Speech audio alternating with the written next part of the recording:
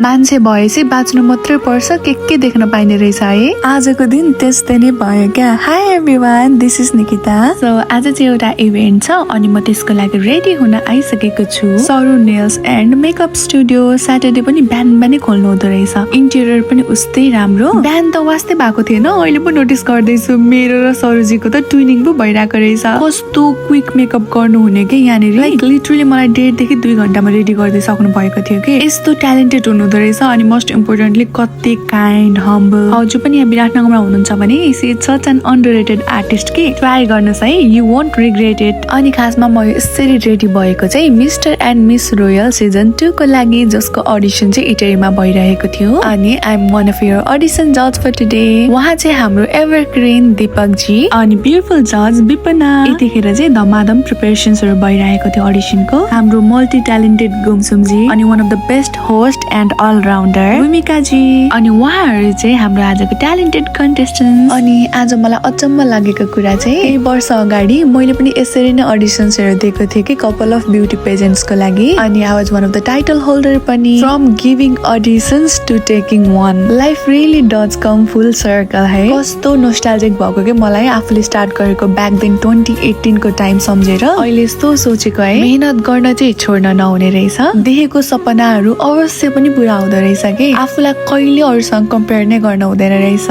Main कुरा चाहिँ don't compare your page 1 with someone's page 20 हैन त। म अहिले जुन ठाउँमा छु त्यो भन्दा हजारौं गुणा धेरै ठुलो ठाउँमा हजारौं जना हुनुहुन्छ होला र मेरो कम्पिटिसन अरु कोहीसँग छँदै छैन, म आफैसँग छ क्या। म हिजो कस्तो थिएँ फ्यु इयर्स अगाडि कहाँ थिएँ त्यो भन्दा बेटर आज र आज भन्दा बेटर भोलि हुने हो। यस्तै कुराहरू सम्झिरहेको थिएँ कि मैले अडिसन भइरहेको बेलामा। अनि आफ्टर अडिसन पनि अनि I was really proud of myself. हजुर सबैजना पनि हुनुपर्छ तर आफूप्रति। यो सबै चाहिँ मैले मेरो लाइफ एक्सपिरियन्सहरूबाट सिकेको लेसन जस्तै हो। हजुरहरूले पनि लिन सक्नुहुन्छ। मैले आज धेरै भने कि क्या, अब चाहिँ जान्छ है। यसमा चाहिँ जाँदै हामी हाम्रो प्यारो भूमिका जीको अर्ग्यानिक मार्टमा पनि बसेका थियौँ। मैले अघि भनेको थिएँ नि अलराउन्डर भनेर, दिस वाज द रिजन के। Thank you everyone for loving. Bye bye, see you in the next video.